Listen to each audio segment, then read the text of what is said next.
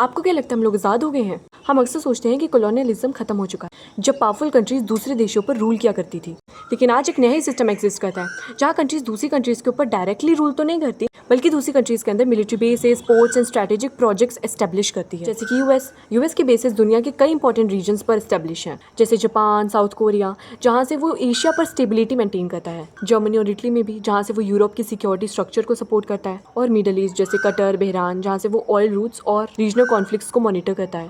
ये बेसेस सिर्फ मिलिट्री के लिए नहीं होते, बल्कि फास्ट रिस्पॉन्स और सर्विलेंस के लिए भी होते हैं। दूसरी तरफ चाइना का अप्रोच थोड़ा सा डिफरेंट है। वो डायरेक्टली मिलिट्री बेसिस कम पर आता है, लेकिन डेवलपिंग कंट्रीज, मतलब कि जो कंट्रीज अभी डेवलप हो रही होती है, उसमें पोर्ट्स एंड इंफ्रास्ट्रक्चर्स के प्रोजेक्ट्स में इन्वेस्ट करता है, जैसे पाकिस्तान, अफ्रीका, श्रीलंका। इससे उन कंट्रीज को डेवलपमेंट मिलता है, लेकिन चाइना को लॉन्ग टर्म स्ट्रेटेजिक एक्सेस मिल जाता है उन कंट्रीज में। और इंडिया का मॉडल और डिफरेंट है। इंडिया फुल स्केल बेसिस कम बनाता है, लेकिन ओमान, ईरान जैसी जगह में एक्सेस एग्रीमेंट्स और पोर्ट्स डेवलप करता है।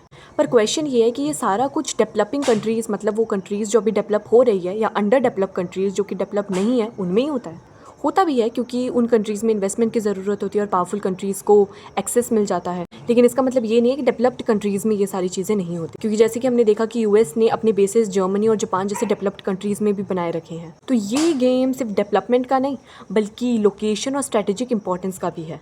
अब कुछ कहते हैं कि कोऑपरेशन के लिए बाकी कंट्रीज़ के साथ, और कुछ कहते हैं कि ये शायद अपना इन्फ्लुएंस बिल्ड करने के लिए है, बिना रूल किए। लेकिन जियोपॉलिटिक्स अक्सर बीच में होता है। लेकिन एक चीज़ क्लियर है कि आज की दुनिया में पावर सिर्फ अपनी टेरिटरी से नहीं आती, बल्कि उन जगहों से भी आती है जहाँ आपकी प्रेजेंस होती है। This is the beauty of geopolitics.